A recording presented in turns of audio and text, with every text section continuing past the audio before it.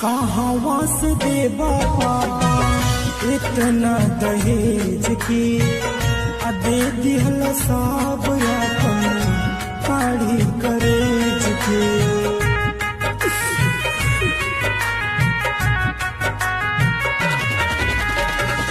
कहाँ से देबा पापा इतना दहेज की दे दिहल सब अपन काढ़ी करेज के।